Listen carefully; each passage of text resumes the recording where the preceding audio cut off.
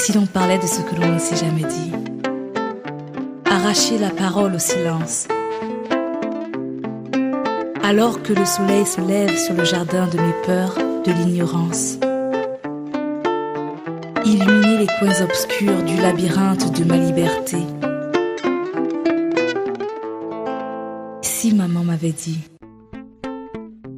Bonjour amis du jour, bonsoir amis du soir, c'est Diane Audrey, bienvenue sur mon podcast Si maman m'avait dit, un podcast qui nous invite à nous découvrir et à nous connecter à l'essentiel. Nous voilà, presque à la fin de votre podcast préféré. Oui, j'ai bien dit, votre podcast préféré. Il s'agit de l'avant-dernier épisode de la saison 2, l'occasion de vous remercier une fois de plus. Merci de votre soutien depuis le début de cette aventure qui se veut magnifique. Et bien entendu, big up et merci beaucoup à l'ONG Free Press Unlimited qui nous accompagne sur cette saison. Free Press Unlimited est une ONG qui souhaite à sa manière participer à la réponse de l'Afrique face au Covid-19. Ainsi, à la fin de cet épisode, vous retrouverez un échange entre le docteur Steve Mouka et Herman, comme mon collègue, sur le Covid-19. Pour rappel, vous pouvez soutenir le podcast sur la plateforme Tipeee en tapant dans la barre de recherche Si maman m'avait dit. Vous pourrez aussi retrouver le lien directement dans la présentation de cet épisode. Le podcast, comme vous le savez, est disponible sur les plateformes Google, Spotify, Apple et encore.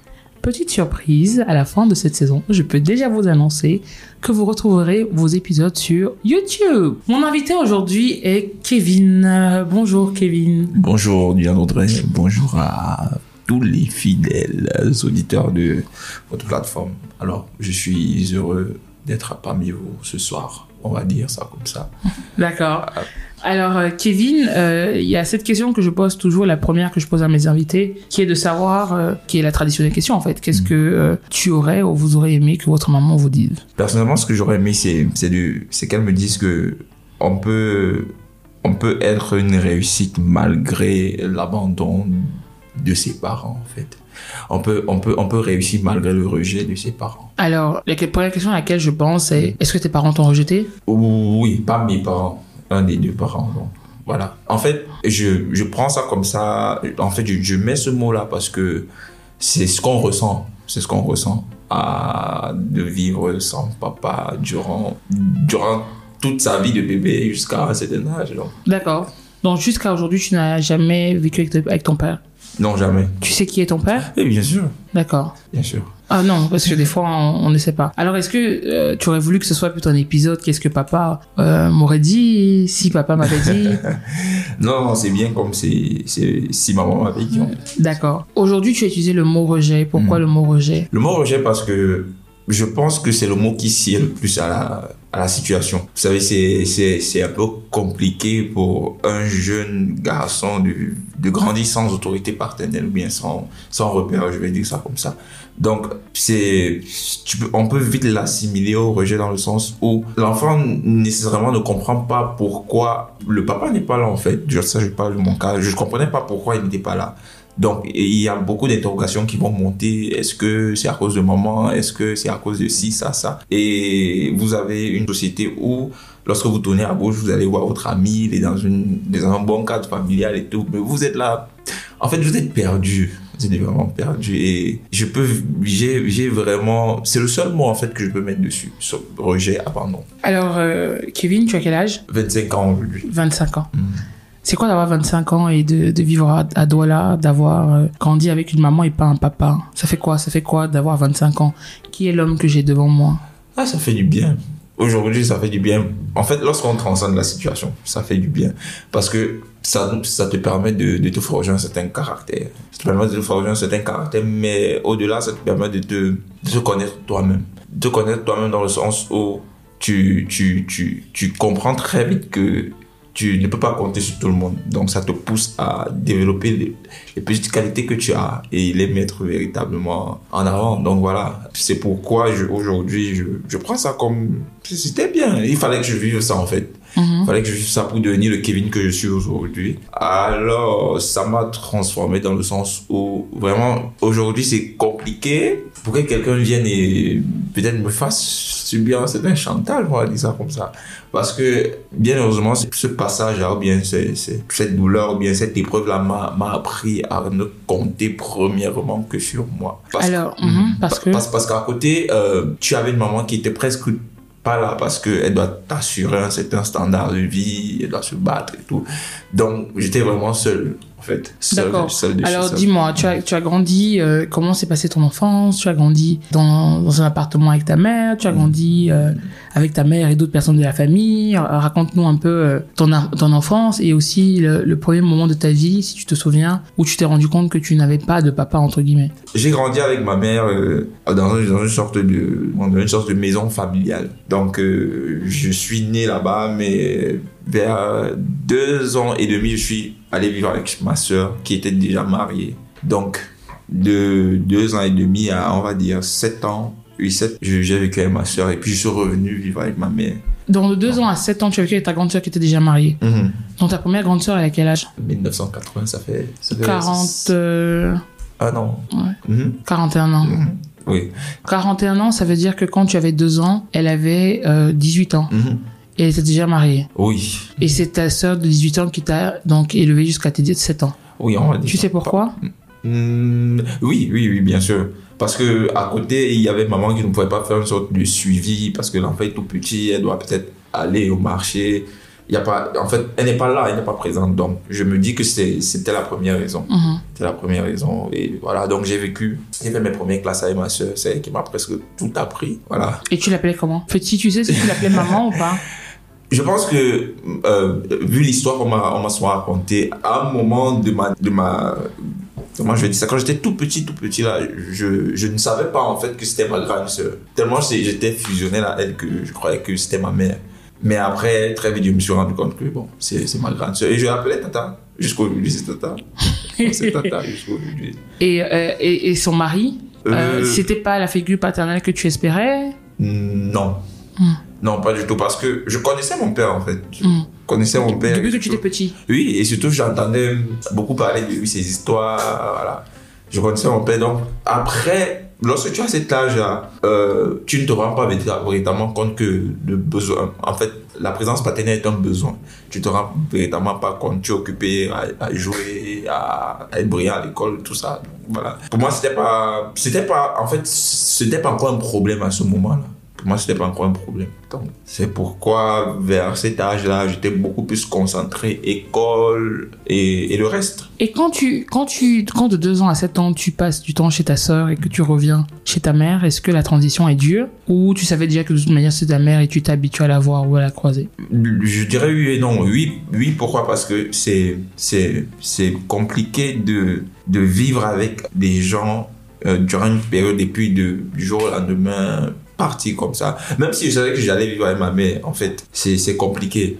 Mais après, j'étais content parce que je rentrais dans mon quartier d'enfance et tout, avec mes vrais amis, en fait. C'était où? Le médecin. Donc, New Bell, on va dire ça comme ça. Et voilà, j'étais fier. Après, comme je dis, je rends grâce à Dieu parce que j'ai une capacité d'adaptation, mais vraiment phénoménal. Donc, je m'adapte très très vite aux situations. À quel moment tu t'es dit je n'ai pas de papa, j'en ai besoin, ou je n'ai pas de papa, ça me manque, enfin, je n'ai pas de papa entre guillemets?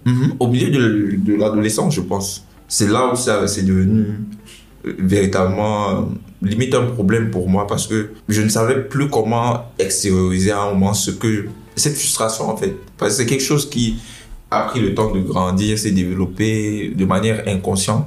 Voilà, et puis vers l'adolescence, c'est devenu vraiment un problème parce que maman ne pouvait plus suivre. Vous savez, un enfant adolescent, il y a beaucoup de choses qu'il reçoit, beaucoup d'informations, il y a beaucoup de choses qu'il veut faire. Et puis, maman ne pouvait pas souvent suivre, mais il fallait sortir, il y a des jeux, salle de jeux vidéo.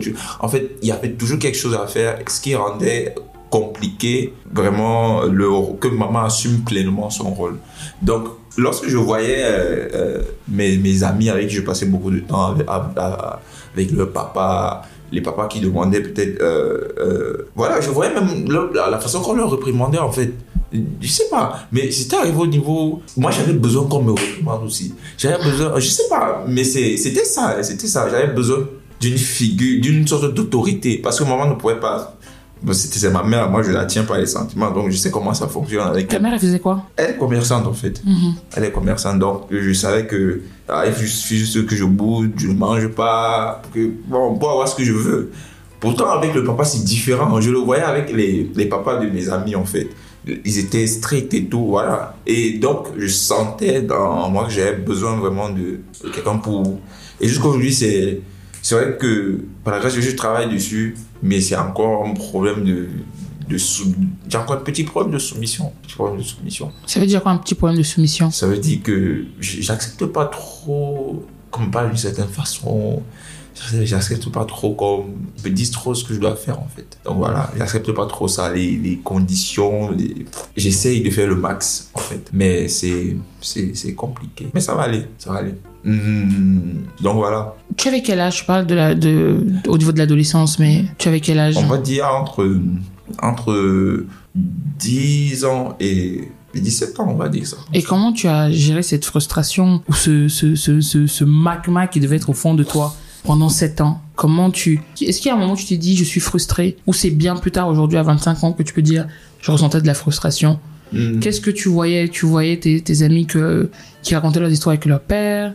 Qu'est-ce que tu voyais? J'ai commencé à ressentir la frustration lorsque je me rendais compte que à chaque fois qu'on remettait les bulletins, il y avait les parents, même des derniers, qui étaient là pour encourager sur les enfants et tout. Moi qui étais toujours vraiment parmi les premiers là-bas, j'avais souvent personne.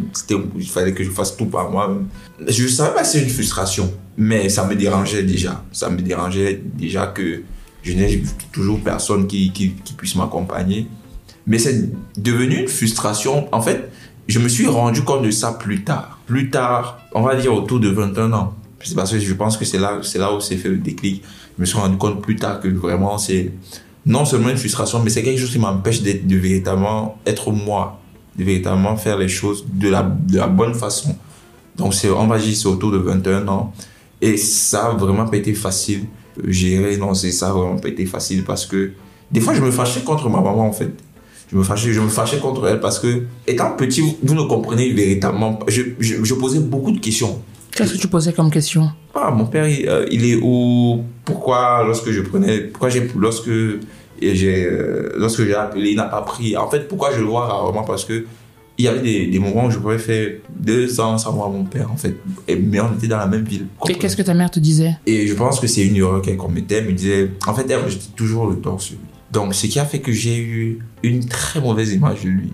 À un moment, j'avais pris une décision même. Je savais que en fait, à un moment, je me disais, j'ai pas de papa. Donc, il n'existe plus. Je vais vivre comme ça. Je ne me rends même pas à son deuil, tout ça. Donc, j'étais devenu vraiment catégorique. Vous savez, c'est compliqué et je rends grâce, et je bénis Dieu pour les femmes célibataires parce que c'était un véritable combat. Et éduquer un enfant qui est très intelligent, qui pose beaucoup de questions, surtout sur la non-présence de son père, c'est pas facile. C'est pas facile dans le sens où, pour mon cas par exemple, il fallait qu'elle me réponde et des fois, elle n'avait véritablement pas de réponse. Et la seule réponse qu'elle pouvait me donner, c'est que ton père est mauvais, il est méchant, il n'est pas digne de confiance, il est parti, c'est monté, c'est descendu. Donc voilà un peu à quoi j'ai été habitué. D'accord. Aujourd'hui, quelle est l'image que tu as de ton père? J'ai plutôt une bonne image de lui parce que aujourd'hui, avec du recul, je comprends beaucoup de choses que je comprenais pas. Peut-être quand j'étais gosse, j'étais petit. Je comprends beaucoup de choses. Je comprends que de son côté, les choses n'étaient pas aussi faciles que ma mère me les a présentées. Je me rends compte qu'il y a eu beaucoup de choses entre eux deux qui ont peut-être empiété sur mon éducation à moi. Donc voilà. Est-ce que tu peux nous en parler? Enfin, je veux dire, moi, ce que j'aimerais comprendre, c'est déjà toutes les questions que tu pouvais te poser de 10 ans à 17 ans, parce que c'est quand même beaucoup. Est-ce que tu te posais à toi, que tu posais pas aux autres? Et si tu posais aux autres, à part ta mère, est-ce que tu en parlais à d'autres personnes? Ou est-ce que tu l'intériorisais? J'intériorisais tout. J'en parlais vraiment à personne. Vu que je ne pouvais pas en parler aux autres parce que je pense pas qu'ils auraient compris mon problème, en fait. C'est compliqué pour quelqu'un qui vit dans un bon toit où il y a son père, son papa, sa maman, de comprendre le problème de quelqu'un qui n'a véritablement pas peut-être son papa à côté. Donc, pour moi, je me suis habitué et accommodé à la situation. Je me suis dit, c'est comme ça, je vais faire comme ça. Mais tu t'es pas habitué, vu que tu dis que pendant de 10 ans à 17 ans, tu étais en pleine rébellion, entre guillemets. Quand je dis que je me suis habitué, c'était genre, j'avais baissé les armes par rapport à ça. Donc, je m'étais fait à l'idée que j'ai pas de papa. Maintenant, vous êtes dans un monde où vous n'avez pas de père et il faut devenir quelqu'un. C'était là où le gros problème se posait. Principalement entre 10 et 17 ans parce que le manque de la présence de mon père durant mon enfance m'a un peu ne m'a pas facilité les choses sur mon identité à moi en fait. Genre un homme, qu'est-ce que tu es censé faire, comment et tout. Donc vraiment, ça m'a pas facilité les choses. Et entre 10 et 17 ans, justement, vous êtes en train de devenir un homme. Donc voilà, c'est ça qui était un peu compliqué à gérer beaucoup plus. Parce que quand on n'avait pas de figure paternelle, vous n'avez malheureusement pas le sens de la responsabilité. Donc, Tu disais que tu avais une grande sœur qui t'avait élevé. Elle ne te parlait pas de ton père? Tu ne lui avais pas posé de questions à elle, par exemple? si, mais très rarement. Et en fait, le problème, c'est que c'est les mêmes réponses qui revenaient à chaque fois. C'est à cause des problèmes avec maman qui ne sont plus ensemble et tout. Donc, autant mieux qu'on te serve le même repas pour chaque fois, mieux tu ne manges pas, mieux tu ne demandes pas à manger. Donc, c'était ça. C'était ça. Et entre 17 ans et 21 ans, tu dis que 21 ans, c'est ta période de déclic. Qu'est-ce qui s'est passé de 17 ans à 21 ans? Déjà, je suis arrivé à l'université. J'ai découvert, on va dire ça comme ça, une sorte de nouvelle vie en fait.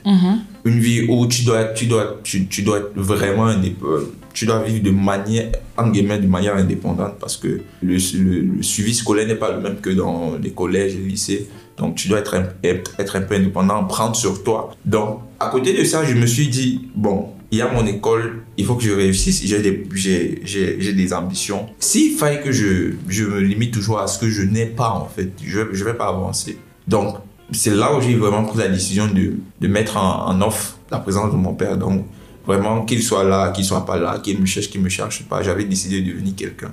Mais sauf que j'avais pas les bonnes motivations. J'avais décidé de devenir quelqu'un, pas pour moi, mais juste pour prouver que je ne serais pas comme mon père. Donc, voilà. Dire à 18 ans, à 19 ans, à 20 ans qu'on sera pas comme son père, c'est quoi pour toi?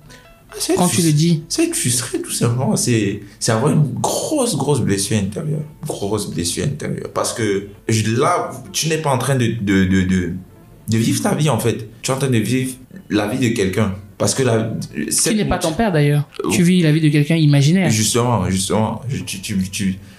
En fait, je vivais pour... Je ne vivais pas pour moi, je vivais pour ne pas refaire les mêmes erreurs que mon père refait. C'était complètement différent, c'est pas la même chose. Vivre pour soi est totalement différent de vivre pour ne pas répéter les erreurs que peut-être nos prédécesseurs n'ont pas fait. Donc vraiment. Alors, est-ce que tu sais pourquoi tes parents se sont séparés? Est-ce que tu as eu la version de ton père? En quelque sorte, je sais aujourd'hui, je sais qu'ils se sont séparés parce que il y avait une deuxième femme.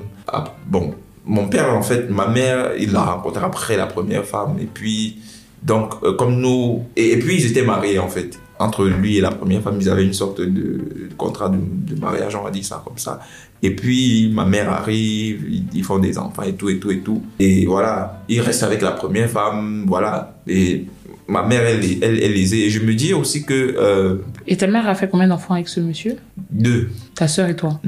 Mais sauf qu'il y a une grande différence d'âge. Bon, normalement, nous sommes 3. La première grande sœur dont j'ai fait allusion au début, on n'a pas le même papa. Mais la deuxième grande sœur et moi, il y a toujours une grande différence d'âge qui s'explique d'ailleurs. C'est parce que ma mère, entre-temps, elle avait conçu, elle avait fait un enfant et puis elle a décidé à l'âge de 8 ans. Donc, elle avait décidé durant une longue période de vraiment ne plus avoir affaire à la grossesse, à l'accouchement. Donc, voilà. Sauf que je suis arrivé après. Avec le même papa? Sauf que je suis arrivé après, seul garçon. De maman ou de papa? De maman. Dernier des deux côtés. Donc voilà. C'est ça qui explique la grande différence d'âge entre mes grandes sœurs et moi. D'accord. Ton père t'a présenté à tes autres frères et sœurs de l'autre côté? Oui, je connais, mais bon, j'en connais quelques-uns parce que vu que je suis loin derrière, vraiment très loin derrière, il y a ceux, quand je grandissais, qui ont quitté le pays, on ne s'est jamais vus, voilà. Mais ceux qui étaient ici, je les connais tous. Et comment vous êtes connus? C'est ton père qui te les a présentés? Non, c'est ma grande sœur, ma deuxième grande sœur. Mon père n'a pas fait de présentation. C'est ma deuxième grande sœur et on se rencontre même lors des rencontres familiales, des deuils. Voilà, c'est à cette occasion où on se voit. Ta deuxième grande sœur qui est décédée? Non, pas ma deuxième. En fait, ma deuxième grande sœur, entre ma deuxième grande sœur et moi, il y a, je pense, 18 ans d'écart. Maintenant, entre ma deuxième grande sœur et moi, il y avait une fille qui est décédée à D'accord. 8 ans. D'accord. Voilà, donc c'est ça. D'accord. Donc ta deuxième grande sœur a dit, bon papa, je vais te présenter nos frères. Non. On se rencontrait en fait. La première fois, je pense que où je rencontre mon grand frère, c'était. Sauf si on s'est rencontrés lorsque j'étais petit, mais je parle de mes souvenirs. Donc c'était. J'avais 13 ans, je pense, oui, lors du deuil de ma grand-mère. Paternelle. Oui, c'était la première fois. Et je pense que. Première fois, oui. Première fois. Deuxième fois, on s'est vu. Non, c'est la seule fois. C'est la seule fois où j'ai vu le seul avec qui je m'entends bien, en fait. Du côté de l'autre côté. C'est avec lui. Et pourquoi tu t'entends pas avec les autres sœurs? Parce qu'en fait, les gens me disent, ils ne me cherchent pas. Est-ce que tu penses qu'ils devraient te chercher ou ils se disent que tu es le fruit de l'adultère de leur père? Bon, après, chacun pense ce qu'il veut. Chacun pense ce qu'il veut. Lorsque je dis qu'ils ne me cherchent pas, c'est pas qu'ils doivent venir à moi. Hein. C'est pas ça, mais... Surtout que tu es leur petit frère dans notre culture. C'est pas qu'ils doivent venir à moi, mais c'est... Je pense que c'est même pas à nous d'essayer de faire les choses. C'est au Père. Donc, aujourd'hui, c'est ça qu'il essaye de faire. Bon, on rend gloire à Dieu. Donc, je suis comme ça. Je suis né, je n'ai connu que mes grandes sœurs. Et puis, ma mère nous a beaucoup surprotégés parce qu'elle ne voulait pas nous exposer peut-être aux autres enfants. Elle ne voulait pas... En fait, elle nous a couverts. Elle nous a véritablement couverts. Et tu le comprends qu'elle était couverte ou tu aurais aimé avoir une relation? Je lui donne entièrement raison. Je lui donne entièrement raison parce que avec son passé et avec ce qu'elle a vécu avec mon père, elle avait 100% raison de faire ça. Parce que ma maman, c'est quelqu'un qui a beaucoup, mais beaucoup souffert. Elle a perdu ses parents, ses deux parents lorsqu'elle avait 2 ans. Puis on l'a confié à la sœur de sa mère qui l'a vraiment pas facilité la vie, maltraitance et tout. Donc, par rapport à tout ça, et peut-être par rapport à la déception qu'elle a eue vis-à-vis de mon père, je comprends, mais parfaitement pourquoi elle a été vraiment une maman poule.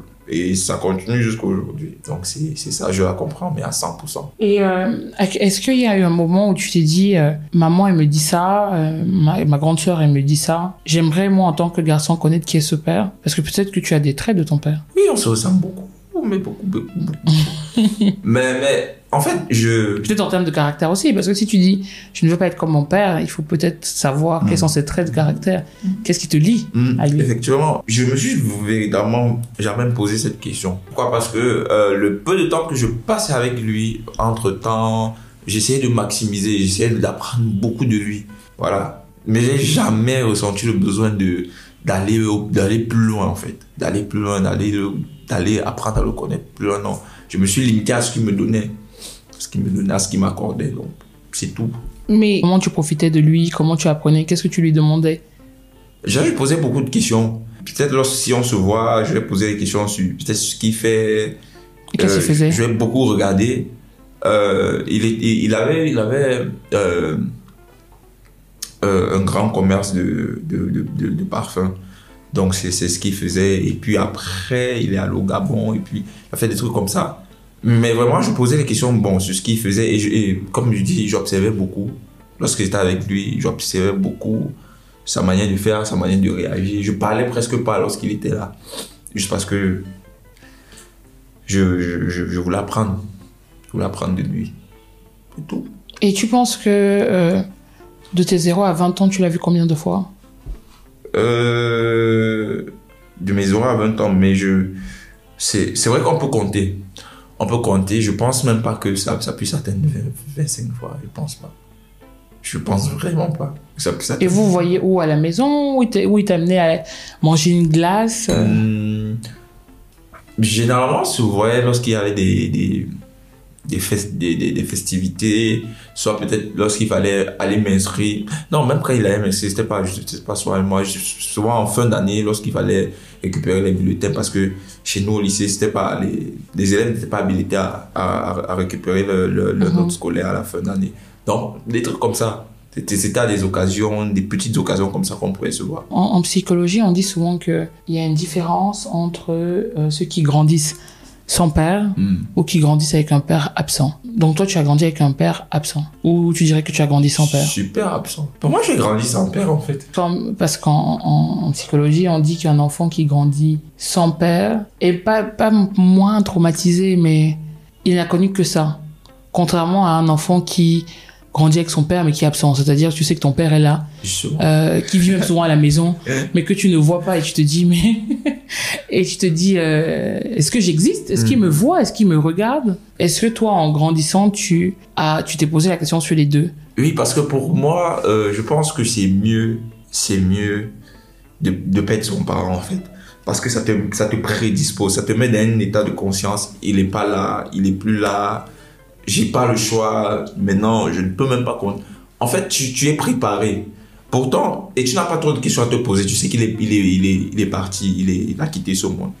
Mais lorsque tu as un papa qui vit et qui est absent, tu peux te poser mille et une questions. Est-ce que c'est un problème avec ma mère? Si oui, qu'est-ce qui s'est passé entre eux?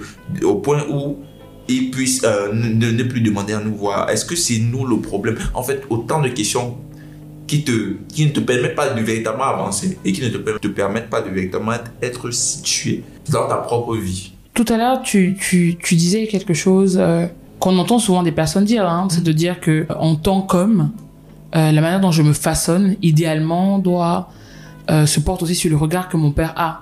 Il est capable de me diriger, d'avoir un regard peut-être plus strict, créer un cadre un peu plus autoritaire, ou en tout cas mettre peut-être en place aussi des valeurs qui font d'un homme, entre guillemets, un homme. Est-ce que tu penses qu'il y a des choses qui t'ont manqué? Parce que des fois, tu allais à l'école, tu as eu l'air d'avoir eu un bon parcours, un brillant parcours scolaire. Est-ce que tu allais à l'école en ayant la rage de réussir, comme tu disais tout à l'heure, pour dépasser ton père, ou tu avais juste des facilités et c'était évident pour toi? Déjà, pour moi, l'école, c'était comme une formalité, tu vois, à l'école, je savais que j'étais intelligent, donc je m'allais à l'école, je passais tranquillement. En fait, ça n'avait aucun rapport avec lui. En fait, où je me rapprochais de lui, c'est beaucoup plus au niveau du caractère. J'ai pas envie de faire, j'ai pas envie d'être comme lui, c'était beaucoup plus au niveau du caractère. Mais niveau, on va dire, scolaire et tout, non, ça n'a jamais été là. Ça n'a jamais été une comparaison parce que autant que je suis, je vais dire, intelligent, autant il est aussi également. C'est quelqu'un qui a une très très bonne culture générale. Donc voilà, pour moi c'était pas un défi. Pour moi, quand j'allais à l'école, j'étais je vais à l'école, je remplis les formalités, je passe et tout, c'était tout. Donc chez toi, l'absence de ton papa a plutôt développé une sorte de relation, ta maman très poule, donc fusionnelle avec toi, qu'une distance en fait. Oui, à un moment, oui. Mais c'est presque à sens unique. Dans le sens où ça va d'elle à moi. Mais pas de moi à elle, en fait. Parce que, en fait, elle était beaucoup plus proche de moi que moi d'elle, parce que je n'étais pas quelqu'un qui s'ouvrait facilement, en fait. J'étais beaucoup quelqu'un qu'il fallait venir chercher. Lorsque j'avais un problème, tu disais, à toi de venir, qu'est-ce qui ne va pas? En fait, je préférais rester dans mon coin, rester tranquille là et tout. Donc, et puis on ne se voyait pas trop avec ma mère pour que je puisse discuter avec elle. Voilà. Mais moi, je me dis que, bon, comme elle, c'est la mère, c'est elle qui m'a accouché, elle avait plus de disposition à être plus rapprochée de moi que moi d'elle. Donc voilà, c'est ça. Mais vraiment, au jour d'aujourd'hui, je suis à prunelle des yeux de ma mère. Tu ne me touches pas. Et aujourd'hui, tu vas plus vers elle? Oui. Parce que j'ai appris que c'est un devoir pour moi. Et c'est un besoin pour elle. Aussi qu'elle n'a pas reçu ça de ses parents, elle n'a pas reçu ça de mon papa, assurément. Il faut qu'elle reçoive au moins de ses enfants. Et bon, moi, je suis l'homme. C'est à moi que revient cette tâche-là de peut-être toujours constamment prendre ses nouvelles, demander comment il va, lui faire des petits cadeaux, tout comme ça. Voilà. Tu as 25 ans aujourd'hui. Est-ce que tu appréhendes ou pas d'être papa demain? Pas du tout.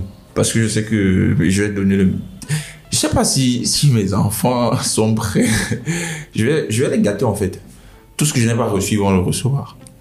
Alors, j'avais rencontré un monsieur qui avait vécu plus ou moins la même histoire. Et en fait, c'est une personne qui s'était retrouvée... Enfin, je l'ai rencontré dans un contexte assez spécial. C'est une personne qui s'est retrouvée à faire un enfant avec une femme qui n'aimait pas spécialement. Et qui a essayé de s'embarquer dans une aventure, d'aller la doter, de se marier avec elle. Par rapport à ça, par rapport au fait que son père l'avait abandonné, et en partant du principe que si mon père m'a abandonné, je ne veux pas abandonner mon enfant. Et récemment encore, je discutais avec un jeune garçon qui était dans le même schéma, qui s'était juré que jamais, s'il avait un enfant, il se marierait automatiquement avec la mère de cet enfant, sans se demander si c'était l'amour de sa vie ou pas. Est-ce que toi, tu arrives à comprendre ces personnes et comment tu peux l'expliquer, ça? En fait, je les comprends. Pourquoi? Parce que par rapport à ce qu'ils ont vécu, eux, ils se sont dit et ils sont pleinement convaincus de ce que... En fait, c'est même pas par rapport à la mère qui reste, c'est par rapport à l'enfant, parce qu'ils se disent que la séparation entre eux et leur épouse va provoquer une sorte de traumatisme à l'enfant que eux ils ont déjà vécu. Je comprends, je peux comprendre, mais sauf que comme je dis souvent, avant de poser tout acte, il faut analyser les motivations, il faut se poser les bonnes questions. La règle est simple. La base, c'est tu aimes la personne avec qui tu veux faire le reste de ta vie. Après, vous pouvez faire un enfant, mais si tu l'aimes pas, ne faites pas d'enfant. Parce que la vérité, c'est que tôt ou tard, ce que vous redoutez va arriver. Et finalement, ça aura toujours une répercussion sur l'enfant. Parce que vous vous sépariez lorsque l'enfant a 2 ans, ou bien que vous vous séparez lorsque l'enfant a 20 ans ou 25 ans, il y aura toujours quelque chose il y aura toujours une répercussion sur lui, en fait. Même s'il ne vous le dit pas, même s'il se dit, c'est bon, je suis mature. Peut-être ça n'aura pas un retour sur leur comportement, mais ça aura peut-être un retour sur leur appréhension sur le mariage. Donc, autant de choses.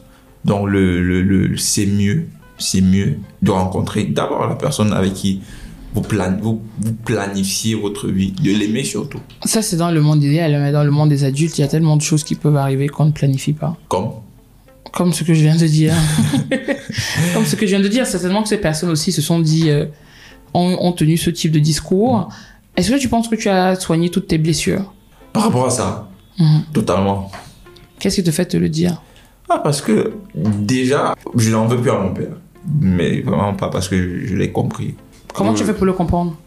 Parce que quand je le vois, j'ai pas de rancœur.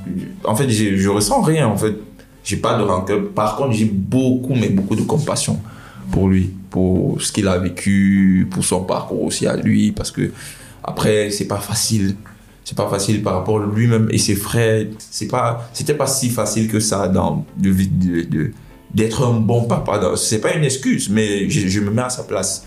Peut-être j'aurais réagi pareil, peut-être plus pire. Donc aujourd'hui, quand je le vois, j'ai pas de rancœur. Donc à un moment, tu t'es posé avec ton père pour le comprendre ou tu t'es questionné? Non. Je me suis assis. En fait, j'ai une capacité, j'observe beaucoup, que ce soit dans mon entourage, que ce soit au travers des films que je regarde, j'observe beaucoup. Et je sais que c'est pas facile. C'est pas facile d'être parent, c'est vraiment pas facile. Et donc, après un moment, oui, je me suis posé avec lui. On a discuté parce que lui, et c'est pas une question que j'ai posée. Lorsqu'on se voyait toujours, il me parlait en parabole, mais je comprenais pas. Il disait quoi? Quand tu vas grandir, tu vas comprendre des trucs comme ça. Voilà, toi, tu seras papa un jour, tu seras père. Mais aujourd'hui, il parle plus facilement des erreurs qu'il a pu poser et tout. Donc voilà, aujourd'hui, vraiment, notre relation est saine. Je n'ai vraiment aucun problème. Et je rends grâce à Dieu de ce que j'ai vécu. Parce qu'aujourd'hui, je suis vraiment sûr. Par rapport à ça, je sais ce que j'ai à faire en tant que papa. Je pense pas que j'aurais été aussi déterminé et aussi passionné en étant papa que si je n'avais pas vécu tout ce que j'ai vécu. Donc, c'est un mal pour un bien. Est-ce que tu es papa? Pas encore. Ah, tu te prépares. C'est bien. Tu as trouvé déjà la personne? Aïe, aïe, aïe. Revenons justement à tes blessures. Tu disais que tu es sûr d'avoir soigné tes blessures, que tu n'en veux plus à ton papa. Est-ce qu'il y a autre chose? Non. Bon, maintenant, c'est vrai que ce passage de ma vie laisse des traces, en fait. J'ai été longtemps quelqu'un qui s'est comporté comme quelqu'un qui n'a pas besoin d'une autre personne. Donc, que tu sois là, que tu sois pas là, ça te regarde. Ce qui fait que même au niveau de mes relations amicales, amoureuses, ça a beaucoup empiété dessus parce que je n'allais pas vers les gens. Je ne savais même pas comment le faire. Je ne savais pas comment extérioriser ce qu'on ressent en fait. Donc j'étais beaucoup... il faut rester seul. En parlant de ça, avant de donner ma vie à Christ, j'étais en relation avec une amie, une très bonne fille. Et puis un jour, comme ça, je me suis dit, bon, il faut que sur un coup de tête, je vais te mettre de côté. Je ne lui ai pas dit, mais c'est une décision que j'avais prise. Donc, un jour comme ça, je me suis levé, je l'ai bloqué sur Facebook, je l'ai bloqué sur WhatsApp, je l'ai bloqué partout, sans lui donner d'explication pendant 8 mois. Donc, après 8 mois, je suis revenu tranquille. Je lui ai demandé comment elle allait et tout. Voilà, elle a commencé à pleurer. Donc, c'était juste pour vous dire à quel niveau la présence de quelqu'un auprès de moi ne valait presque rien. Pourquoi? Parce que je souffrais de l'intérieur, mais je ne savais pas. Je ne savais vraiment pas. Mais aujourd'hui, c'est quelque chose sur lequel je travaille. Je pense que ça va de mieux en mieux. Je connais maintenant mieux apprécier les relations que j'ai. Et comment tu travailles dessus?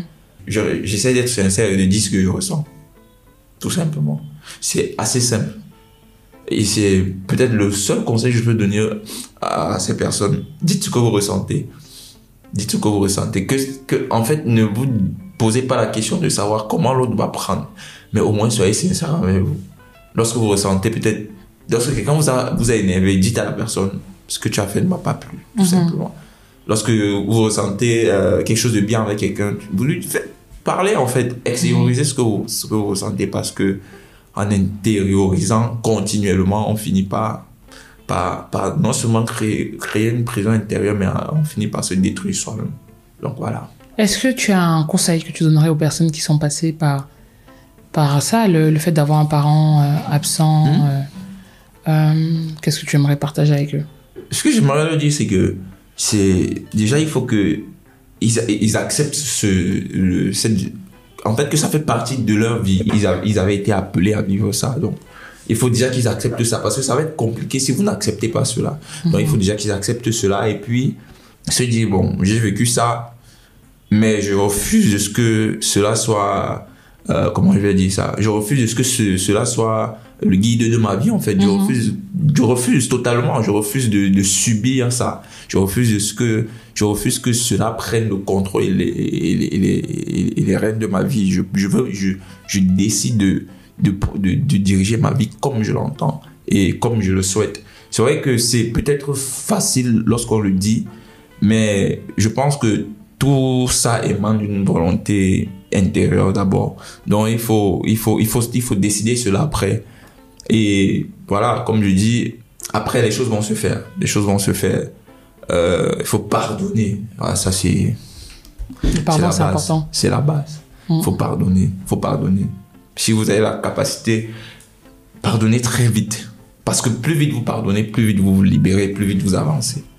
Voilà, donc c'est ce que je peux dire à tous ceux-là qui écoutent, c'est de pardonner aux parents qui a pris la poudre d'escampette, on va dire ça comme ça. Le pardonner, ne pas l'éviter, aller vers lui témoigner beaucoup d'amour. Parce que je me suis rendu compte que les parents qui réagissent comme ça, malheureusement, ce sont des parents qui, quelque part, ont vécu la même chose. Voilà. Et on ne peut que donner que ce que l'on a.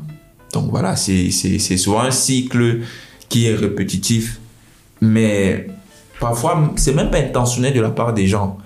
Mais à ton niveau, toi qui as compris, tu dois briser le cycle, en fait. Tu dois briser le cycle. Et donc, il faut pardonner, aller vers ces personnes-là, leur témoigner de l'amour et beaucoup de compassion.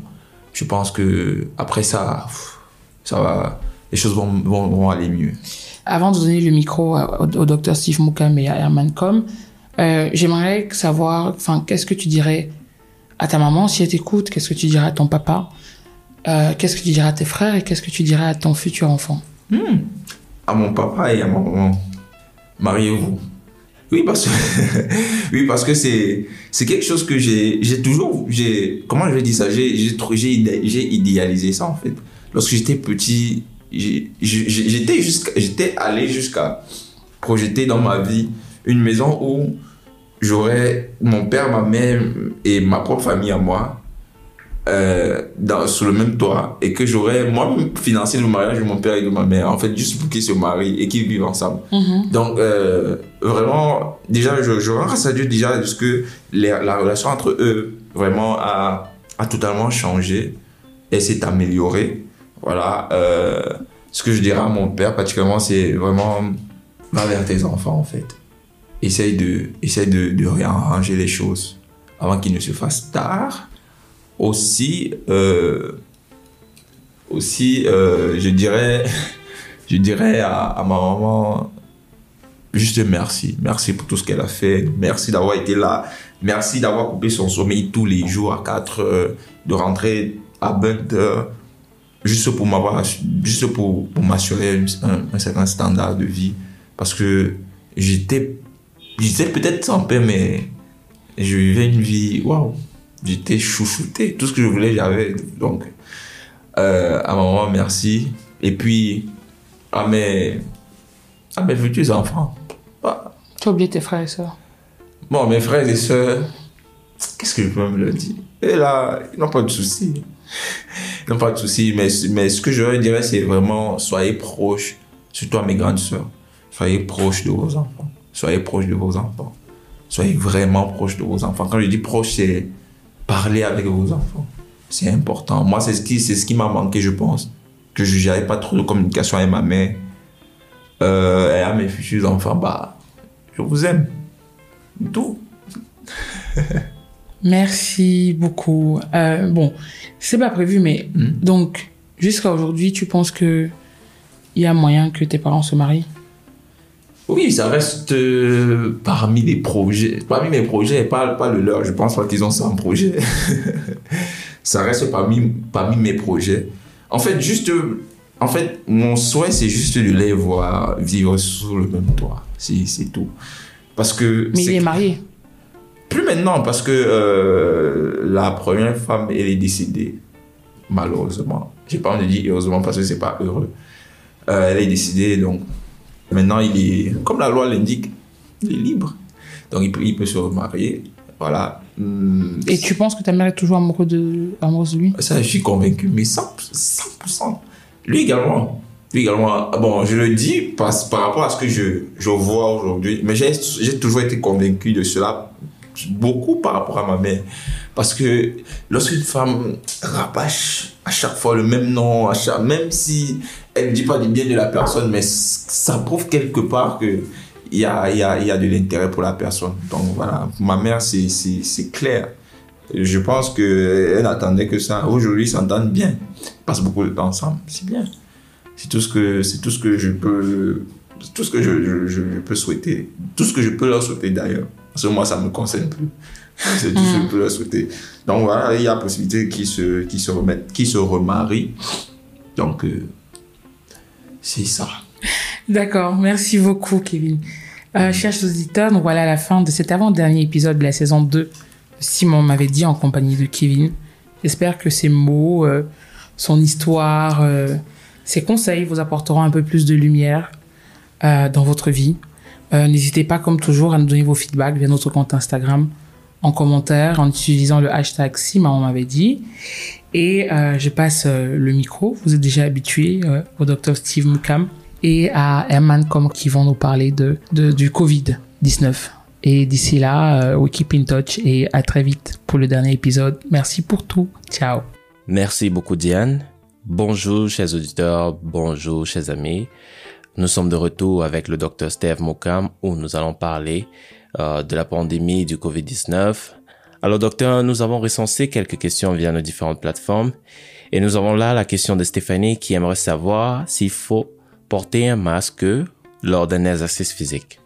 Alors, il ne faut pas porter de masque quand on fait de l'exercice physique pour la simple raison que les masques peuvent réduire votre facilité à respirer et de plus, lors de l'exercice physique, nous avons une transpiration qui peut entraîner une humidification plus rapide du masque, ce qui peut rendre au final plus difficile et favoriser la croissance de certains micro-organismes. Donc, juste pour dire que pendant l'exercice physique, la principale mesure de prévention ici consiste à garder une distance physique d'au moins 1 mètre avec les autres. Raoul qui pose la question de savoir, est-ce que l'utilisation prolongée du masque n'entraîne pas une intoxication ou un manque d'oxygène? L'utilisation prolongée du masque médical peut être inconfortable, mais elle n'entraîne pas d'intoxication. Très souvent, il s'agit d'une intoxication au dioxyde de carbone que certaines personnes propagent sur le net, mais il ne s'agit pas de ça. Elle n'entraîne pas d'intoxication au dioxyde de carbone, ni de manque d'oxygène. Au moment de porter un masque médical, vous devez juste veiller à ce qu'il soit correctement ajusté et qu'il soit suffisamment serré pour vous permettre de respirer normalement. Ne réutilisez pas un masque à usage unique et changez-le dès qu'il s'humidifie. Les masques médicaux, comme des masques chirurgicaux, sont plats et sont plissés et ils se mettent en place assez facilement et disposent des lanières qui se glissent derrière les oreilles. Donc, juste pour dire au final que l'utilisation prolongée de votre masque n'entraînera pas d'intoxication et n'entraînera pas un manque d'oxygène. La plupart des personnes qui contractent le COVID-19 ne guérissent pas spontanément? Effectivement, Eman, la plupart des personnes qui contractent le COVID-19 ont des symptômes qui sont bénins ou modérés et peuvent donc guérir grâce à un traitement de soutien ou pas. C'est ce qu'on appelle communément des cas qui sont asymptomatiques. Néanmoins, si vous toussez et vous avez de la fièvre ou alors des difficultés respiratoires, il est important de consulter rapidement un médecin. Alors, est-ce que la pulvérisation de l'eau de Javel ou d'autres désinfectants sur le corps ou leur introduction dans l'organisme protège contre le COVID-19? Alors, Eman, il ne faut en aucun cas pulvériser de l'eau de Javel ou un autre désinfectant sur votre corps, ni l'introduire dans votre organisme. Ces substances peuvent être toxiques si elles sont ingérées, c'est-à-dire si vous les consommez. Elles peuvent aller irriter et abîmer la peau et les yeux. L'eau de Javel et les désinfectants doivent être utilisés en faisant très attention. Elles sont réservées exclusivement pour désinfecter les surfaces. Rappelez-vous de tenir aussi l'eau de Javel et les autres désinfectants hors de la portée des enfants. Est-ce que le virus se transmet sous les climats chauds et humides? D'après les données dont nous disposons jusqu'à présent, le virus du COVID-19 peut se transmettre dans toutes les régions, dans tous les climats, y compris les zones chaudes et humides, indépendamment du climat. Donc, où que vous soyez, prenez des protections, surtout si vous vivez dans une région où sévit pleinement le virus ou alors où des cas de COVID-19 ont été signalés. Le meilleur moyen de se protéger contre l'infection est de se laver souvent les mains, car le lavage des mains élimine le virus qui pourrait s'y trouver et évite qu'on ne soit contaminé en se touchant les yeux, le nez ou la bouche. Docteur, prendre un bain chaud protège-t-il contre le coronavirus? Prendre un bain chaud n'empêche pas de contracter le COVID-19 parce que la température du corps déjà normalement, elle est entre 36 et 37. Quelle que soit la température de votre bain ou de votre douche, vous ne pouvez pas être protégé avec cela contre le coronavirus. Par ailleurs, il peut être dangereux de prendre un bain qui est excessivement chaud parce que des risques de brûlure existent même si elles peuvent être superficielles.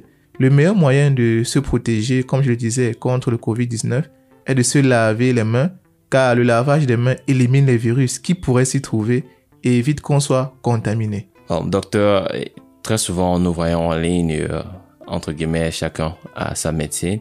Est-ce que manger de l'ail aide-t-il à prévenir le COVID-19? L'ail, Eman, c'est un aliment qui est sain, qu'on utilise bien sûr dans nos différentes préparations et qui a certaines propriétés antimicrobiennes. Cependant, à l'heure actuelle, rien ne prouve, dans le cadre de l'épidémie actuelle, que la consommation de l'ail protège les gens contre le COVID-19. Est-ce que le COVID-19 touche les personnes de tous les âges? Les personnes de tous les âges peuvent être infectées par le COVID-19. Les personnes âgées et les personnes souffrant de maladies chroniques comme l'asthme, le diabète ou d'autres maladies du cœur semblent être plus susceptibles de tomber gravement malades à cause de ce virus. Donc l'OMS recommande aux personnes de tous les âges de prendre les mesures pour se protéger contre le virus, que nous soyons jeunes, que nous soyons adolescents, adultes jeunes ou alors personnes âgées. nous sommes invités à respecter scrupuleusement les différentes mesures barrières pour se protéger contre le coronavirus. Docteur, une fois vacciné, dois-je encore continuer de respecter toutes les mesures de prévention? Oui, Eman, car comme je le disais, la protection qui est acquise par le vaccin n'est pas totale. Il est toujours possible d'être infecté. Ainsi, pour réduire ce risque, plusieurs personnes de nos communautés doivent se faire vacciner pour une immunité collective plus grande et ainsi réduire la circulation du virus. Tout ceci en continuant de respecter les mesures barrières que sont la distanciation, le lavage des mains et le port de masque. Donc, même si vous êtes vacciné, vous devez continuer à respecter scrupuleusement ces différentes mesures barrières. Lors d'un voyage à l'étranger, quelles sont les précautions à prendre face au COVID-19? Lors d'un voyage, il faut continuer à se laver les mains très souvent, de tousser ou d'éternuer dans un mouchoir ou dans le pli du coude, de respecter la distance physique d'au moins 1 mètre avec les autres voyageurs. Aussi, les personnes qui se déplacent doivent suivre les recommandations des autorités de voyage qui concernent les règles à respecter à l'aéroport et celles de la compagnie aérienne pour le vol. Donc, même si nous sommes dans un aéroport, même si nous nous déplaçons, les mesures barrières doivent toujours être respectées pour empêcher la propagation du coronavirus et ainsi être infecté. Merci docteur pour toutes ces réponses des questions de nos auditeurs. Et comme d'habitude, nous vous remercions d'avoir accepté notre invitation. C'est moi qui vous remercie, Eman. Alors, chers amis, nous vous donnons rendez-vous au prochain épisode de Si Maman m'avait dit, où le Dr Steve va témoigner sur son expérience lorsqu'il a été infecté par le coronavirus. D'ici là, on vous dit à bientôt.